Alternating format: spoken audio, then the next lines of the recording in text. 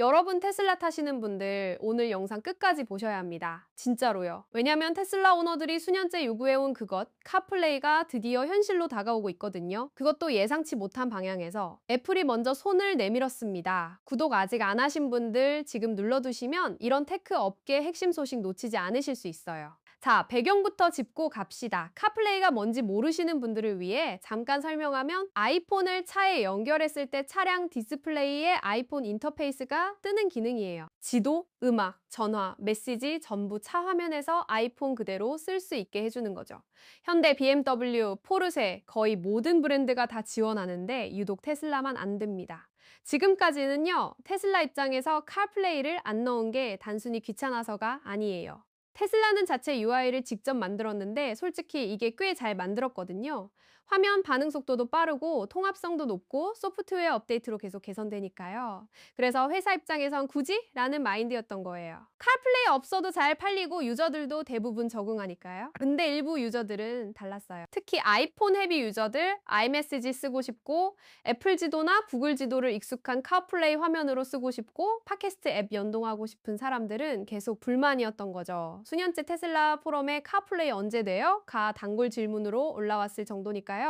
그리고 올해 2월 블룸비그가 보도를 하나 냈어요. 테슬라가 카플레이를 자사 차량에 도입하는 작업을 내부적으로 진행 중이라고요. 그런데 두 가지 장벽이 있다고 했습니다. 첫째는 앱 호환성 문제였고 둘째는 iOS 26의 사용자 비율이 너무 낮다는 거였어요. 카플레이를 지원해봤자 실제로 쓸 수 있는 사람이 별로 없다는 얘기였죠. iOS의 26 도입률이 낮다는 게 왜 문제냐고요? 카플레이는 결국 아이폰 OS와 차량 시스템이 연동되는 구조잖아요. 테슬라가 최신 카플레이 기능을 지원하려면 최신 iOS 기반으로 개발해야 하는데 사용자들이 구버전에 남아있으면 의미가 없는 거예요. 업데이트 안 하고 쓰시는 분들 꽤 많잖아요. 특히 기어폰이나 보안 이유로 업그레이드를 미루는 경우도 있고요. 그러다가 이번에 애플이 WWDC, 즉 애플 세계 개발자 회의에서 뭔가를 공개했어요. 그리고 구투 맥키 여기서 아주 흥미로운 포인트를 짚었습니다. 바로 루드 쉐잉이라는 기능이에요. 루드 쉐잉이 뭔지 설명하면 내비게이션 앱이 경로 데이터를 차량 시스템과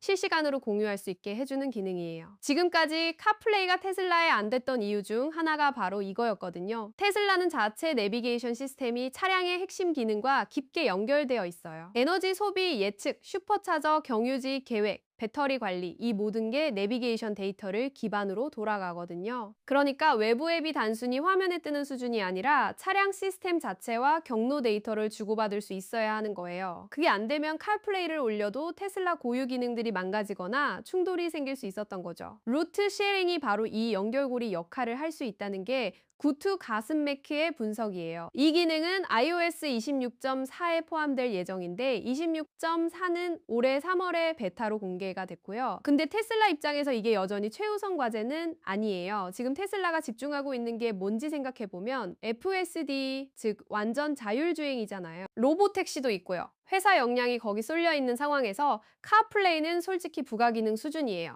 실제로 티슬러러티 보도를 보면 FSD V14.3.4 버전과 이번 주에 롤아웃되고 있는데 내비게이션이 오히려 퇴보했다는 불만이 나오고 있어요. 테슬라 FSD가 가속이나 차선 변경 같은 기본 주행은 잘하는데 정작 경로를 제대로 따라가는 걸 못한다는 거예요. 잘못된 방향으로 꺾고 고속도로 놓치고 건물 후문으로 안내하고 있지도 않은 속도 제한 표지판을 인식하는 오류가 보고되고 있고요. 왜 이렇게 됐냐? 여기에 구조적인 이유가 있어요. 테슬라 내비는 구글 맵, 톰톰, 오픈 스트리트 맵, 발할러, 그리고 자체 플립 데이터까지 여러 소스를 섞어 쓰는 구조예요. 이 데이터들이 서로 충돌하면 시스템이 잘못된 판단을 내리는 거죠. 반면 전통 GPS 회사들은 하나의 중앙화된 데이터베이스를 전문가들이 관리하면서 업데이트해요. 훨씬 일관성이 높을 수밖에 없는 구조인 거예요. 또 하나의 문제가 학습 지속성이에요. 구글 지도나 웨이즈 같은 앱들은 사용자가 특정 경로를 반복적으로 수정하면 그걸 기억하고 적응해요.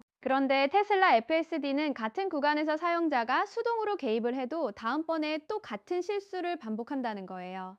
신경망 아키텍처 자체가 실시간 주행 제어에 최적화되어 있다 보니 경로 기억이나 개인화 학습을 못하는 구조적 한계가 있는 거죠.